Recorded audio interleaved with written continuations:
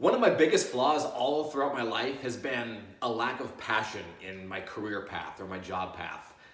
My ability to, or rather inability to keep and hold a good job. Now, one, I feel I got into just a really shitty profession. You see, I didn't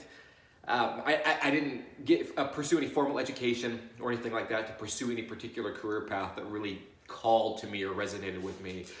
So I just found myself working in customer service and retail and eventually kind of working my way up through various companies, you name it. I eventually got into managerial status, and was that really what I intended to do when I was a child? I never really said I envisioned myself leading a company that's not my own.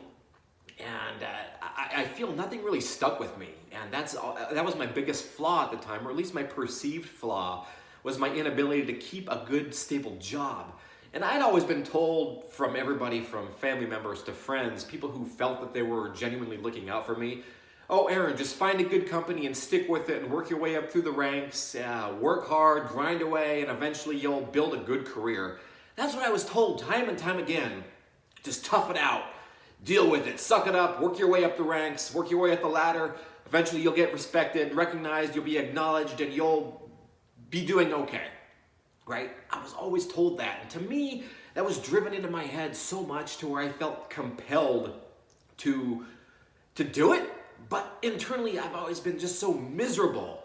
Something inside of me just didn't click. I felt lacking and just a void deep inside me. Every time I would go to work, I felt useless almost. And God, Aaron, I got to get my head on right. There's got to be something that I'm not quite figuring out here. I never really knew what it was. I thought maybe if I look for a job somewhere else, or maybe if I look for another company, it'll treat me better, or I'll have better experiences, or the people will be better, the pay will be better. Whatever it might be, I always justify that in my own head as reasons to finding something else. The truth is, and it didn't even really hit me until really the last year or so, maybe a little bit before that, but I was able to really discover what it is that brings me passion and purpose in life. And there's nothing stopping anybody from pursuing something that fulfills you on a core level, at that core level. It brings you purpose, it brings you passion. And it wasn't really up until then that I really started developing that entrepreneurial attitude, that mindset, to be able to build something worth living for, something where you feel you're serving a purpose, that you feel you're creating change. That's what resonated with me.